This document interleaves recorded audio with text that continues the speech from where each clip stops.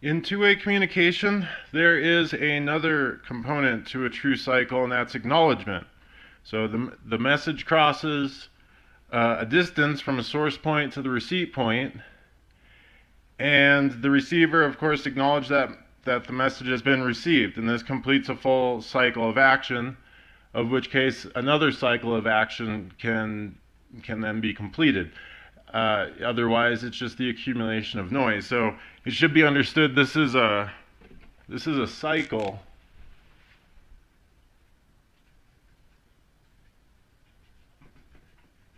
It's a two-way cycle, which is why it's generally referred to as two-way communication.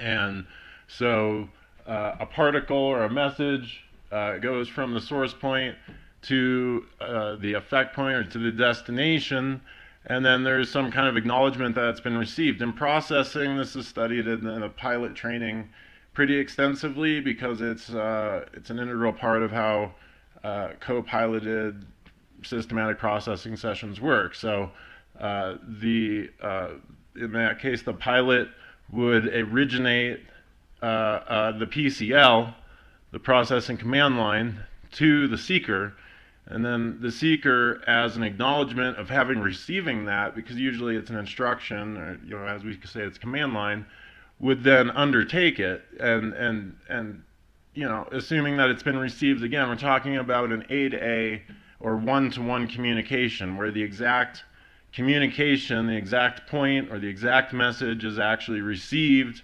at the destination point, and not just some noise taking place. That in the case of PCLs, we can actually observe this because, for example, if we say, for example, as a PCL, pick up that object, that's the communication that's being directed from a source point to the destination.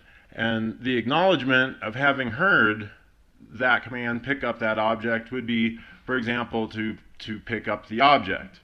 And the observation of that is also to complete the two-way communication. In civil society, we generally acknowledge again that has been received and that's been completed. So we would generally say thank you, as a result of that, which completes the communication, of which the next communication cycle or the next PCL could then begin.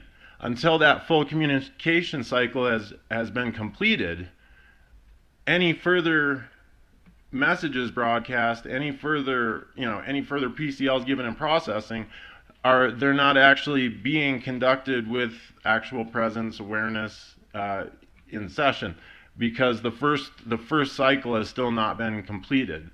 And so in order to be systematic, we have to treat each PCL, each processing line that's taken as its own unit, as its own complete cycle of communication. So this is important, again, for understanding systematic processing and applying it.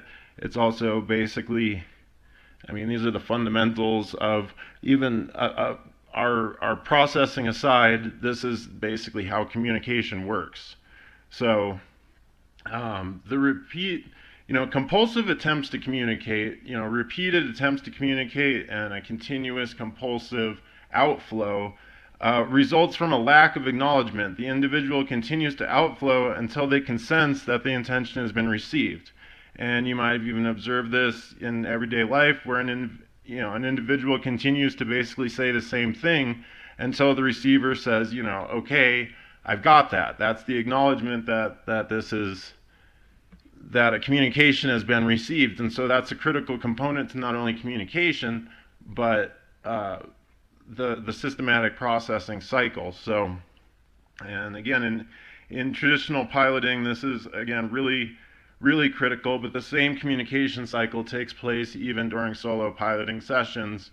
For example, using a PCL, we don't memorize this kind of stuff. We prefer to work with worksheets or the PCLs out of the book if you're working solo, because it's not an exercise in memory or how well you can memorize several steps of a process or so forth.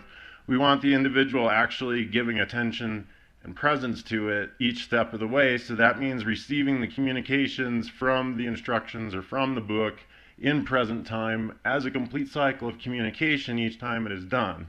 Again, this also, we've talked about, you know, the setbacks from freewheeling thought and all those various things. By doing this, by treating it systematically, using worksheets or the PCL in that way, if working, you know, without a co-pilot, helps, again, keep that presence in session. So the acknowledgement too is also kind of a point of communication. Acknowledging or delivering that back is you know, it completes the cycle, but it's also carrying a point of communication, you know, as an intention. So it's therefore carrying intention. There's intention to direct a message, and then the acknowledgement or the actual completing of the message or receipt of the message, and acknowledging that or doing something also implies again an intention. So we're always talking about intention, communication, flows, and so forth. This is pretty fundamental to, and I'm hoping we can get through level 0 and the communication lesson within this segment. So, you know, in everyday, we see or an everyday life example, we see a person that might intend their acknowledgement to either mean, okay, I see what you're saying, or, you know, okay, I heard you 100 times, now shut up.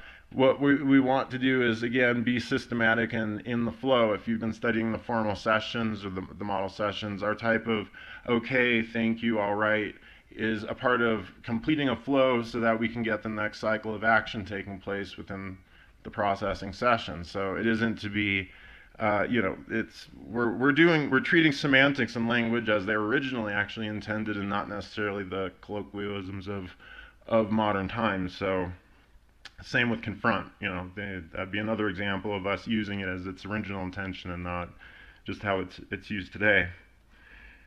So using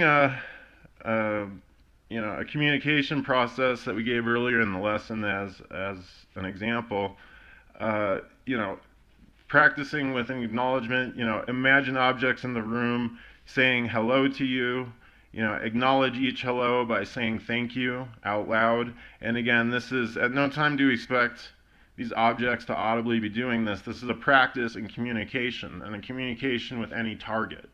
And any imagined communication from that target. We're not really concerned with what the destination point or the target point or whatever is in these practices. We're just concerned with being able to actually direct an intention towards a specific focused point. So this is also really good for understanding the flow of communication. You know, one-way flows of communication can actually feel depleting, you know, if run too long in the same direction. This is one of the reasons we alternate in processing. But for example, I mean, a perfect example is what I do when I get up here and you know, at the academy and so forth, or various Q&A sessions or book signings or anything of that nature. These take, you know, these are generally consistent outflows of communication from my point to whatever the destination point is, those intended in the room or so forth. It's not a two-way communication. So this kind of outflow, any one-way flow that's run too long, you'll see will have a tendency to be kind of depleting on an individual, to feel like there's, you know, that so a lot of times what folks like myself, other authors and so forth, and generally the solution to that is this, well, in addition to being able to spend time outdoors in nature, which is always replenishing to anyone that's artistic or empathic at any level, but basically to do the exact opposite, to inflow other people's things, whether it be, you know, medias of audio or video or various communications, to actually, you know, be able to balance that out. So you know, you can do that again with the practice we were talking about, directing hellos earlier in the lesson to various objects and points. And in this case, you would again kind of do this you know, imagining again. We're just imagining, and then again acknowledging those hellos from from the object saying thank you. So this is, if necessarily, because this feels too ridiculous to you, you can also do this silently. These practices can be silent because it's really a practice on intention. So the important part to remember about communication is that it is a duplication of something.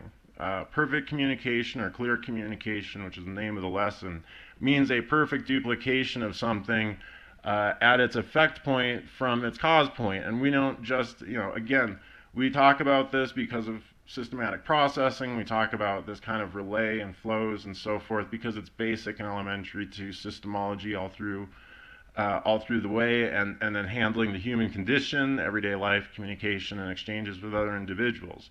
But what we're really actually talking about here is, again, energy flows. We're talking about stuff that at an upper level isn't even concerned with words or speech, but the same principles apply. So if you can at least get it systematically at the gradient of understanding how it applies to material existence, the universe, and the human condition, you can generally see, because really any alpha thought or any intention that's broadcast strongly, or that has a lot of awareness, a lot of personal energy put into it, what its intention is to be duplicated elsewhere. It occurs, it begins, it formulates as a thought, as a particular high-level thought, and the whole purpose of that intention or that thought is to see it, what they'll say esoterically, to see it manifest. Well, that manifestation, for it to be one-to-one with the original thought, must be a duplication. So we're really talking about duplication and reproduction here. So there's two main aspects of duplication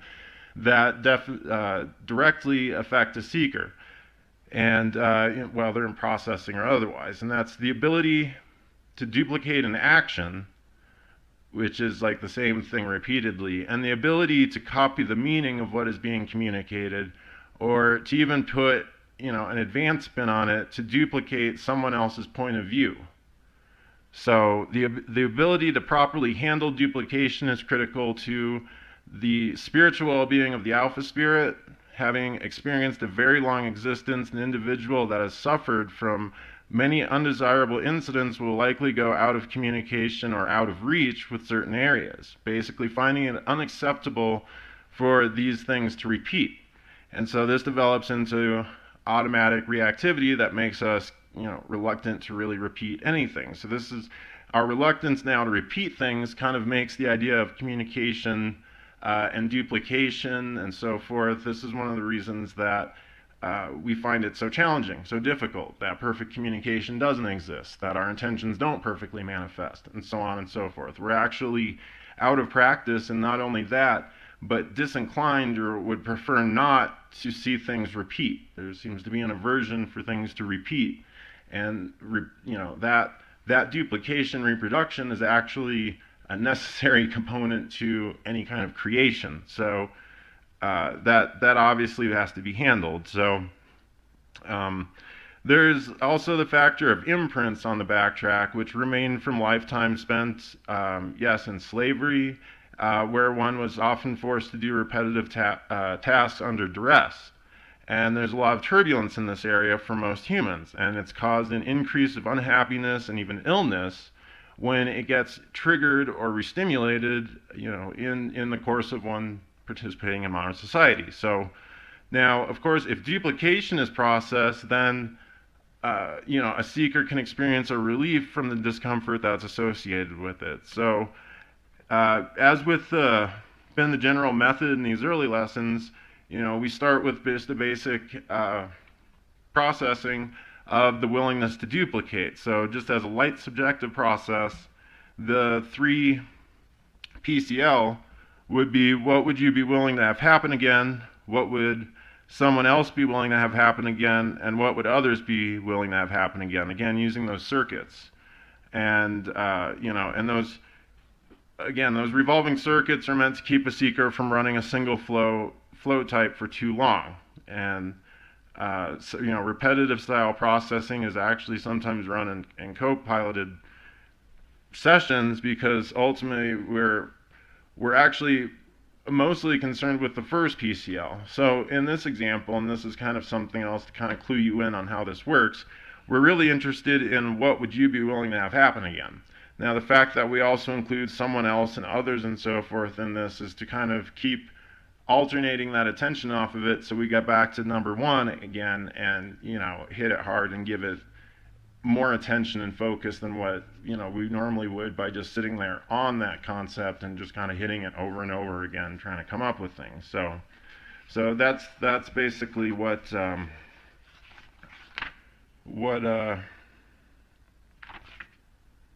we've got going on there, real quickly, so that we can wrap up level 0, PC lesson 3, bell, book, and candle. I've talked about this briefly before. It's in the formal session, but it's a part of the communication training, and it's been with us now for almost half a decade at the Systemology Society. Longer if you consider before we actually gave it its cute name. Now, the 2020 professional pilot course, 4 years ago, it's now collected in 2 volumes for the that you can get as the research volumes, the metahuman destinations. This took place just not, you know, even more than a handful of months after the release of the first 2 advanced publications, Tablets of Destiny, Revelation, and Crystal Clear. And during this time, we spent a lot of time experimenting with methods of increasing a seeker's presence in session.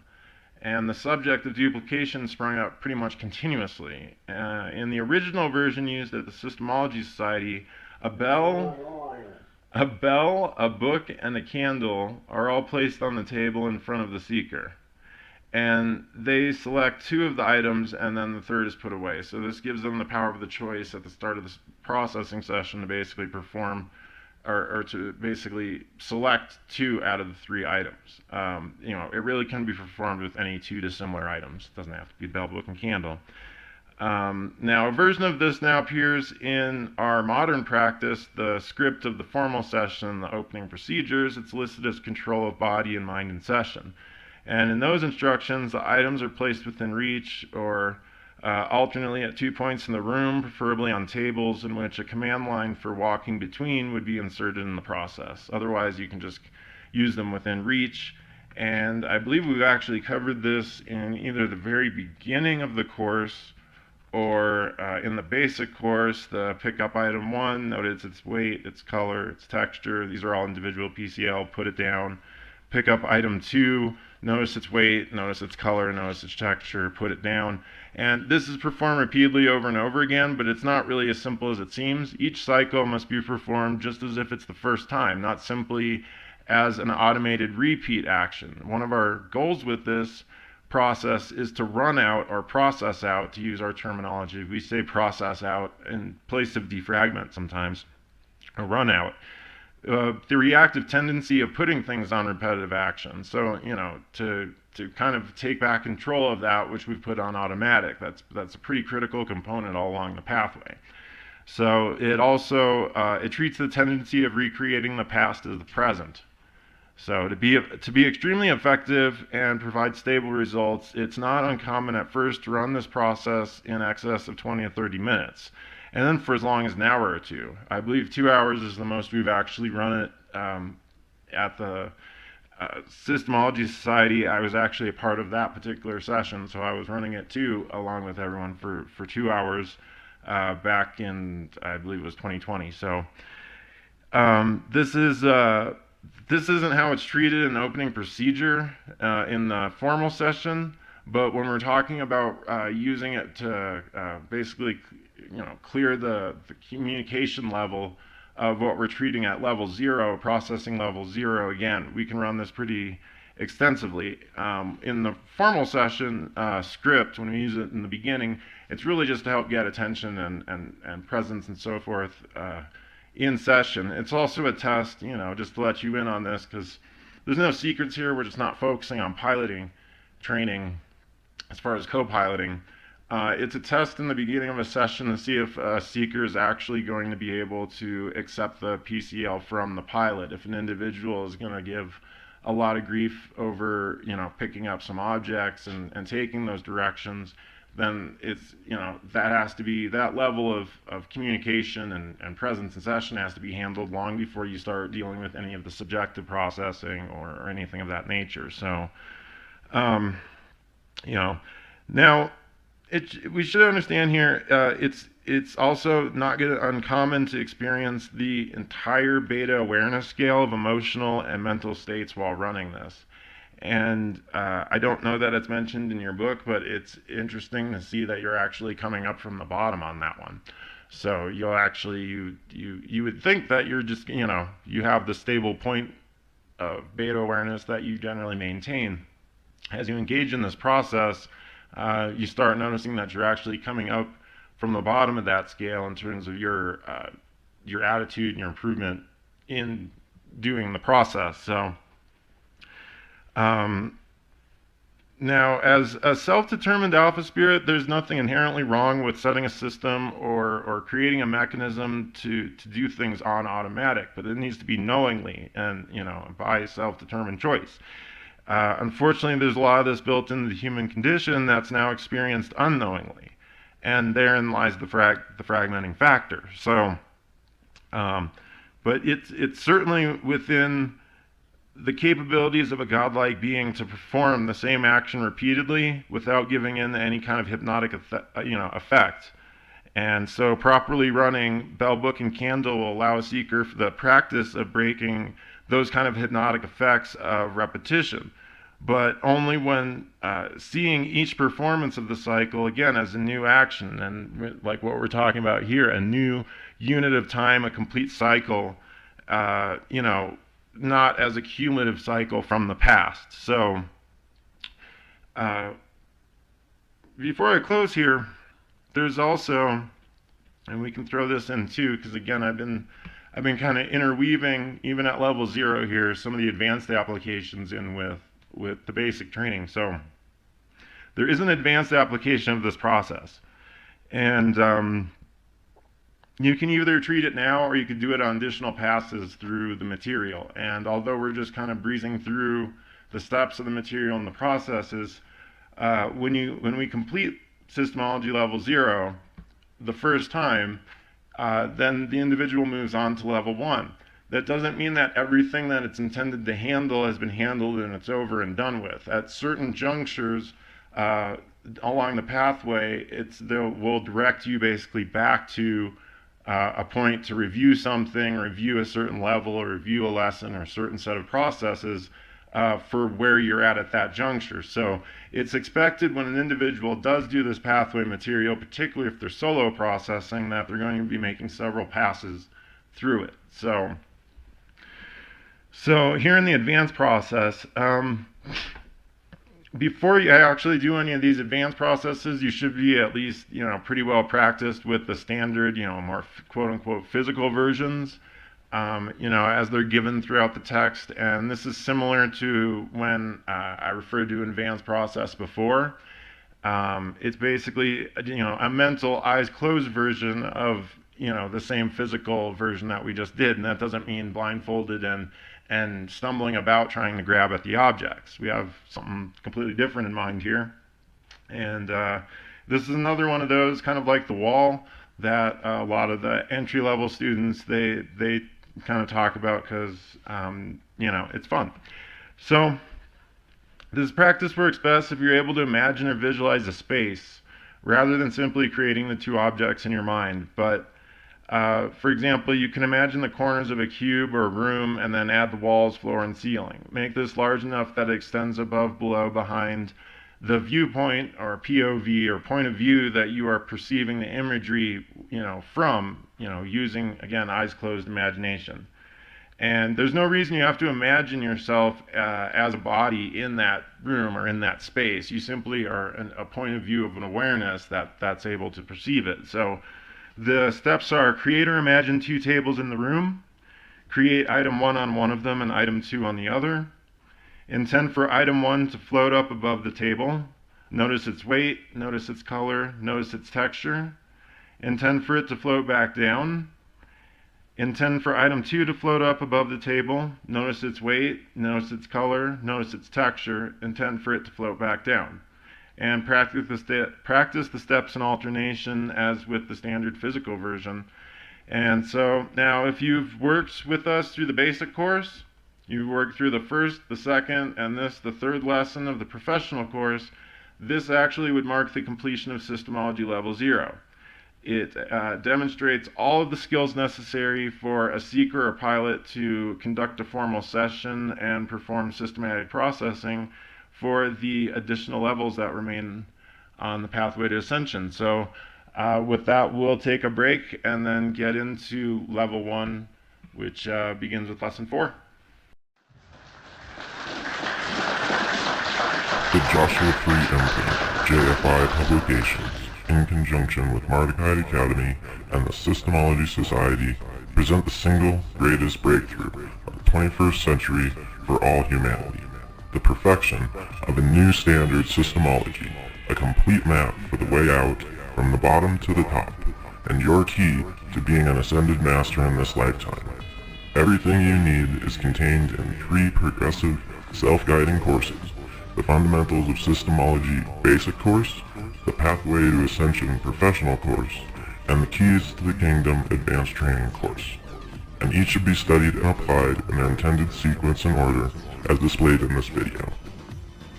All 3 courses combined are available as 5 standard hardcover volumes, but also as 33 installments, since each single course lesson is also available individually as a pocket-sized manual. The Fundamentals of Systemology Basic Course includes Being More Than Human, Realities in Agreement, Windows to Experience, Ancient Systemology, A History of Systemology, and Systemology Processing. The Pathway to Ascension Professional Course, including processing levels 0 through 6, includes in Volume 1, Increasing Awareness, Thought and Emotion, Clear Communication, Handling Humanity, Free Your Spirit, Escaping Spirit Traps, Eliminating Barriers, and Conquest of Illusion. The Pathway to Ascension Volume 2 includes Confronting the Past, Lifting the Veils, Spiritual Implants, Games and Universes, Spiritual Energy, Spiritual Machinery, The Arcs of Infinity, and Alpha Thought. The Keys to the Kingdom AT Advanced Training Course for Processing Level 7 in Volume 1 includes The Secret of Universes, Games, Goals, and Purposes, The Jewel of Knowledge, Implanted Universes, and the supplementals Systemology Biofeedback and Systemology Procedures. The Keys to the Kingdom AT Advanced Training Course for Processing Level 8 in Volume 2 includes Entities and Fragments, Spiritual Perception, Mastering Ascension, Advancing Systemology, and the AT Supplement Systemology Piloting. All titles are available from your favorite bookseller. Explore new standard systemology today, and may you never be the same.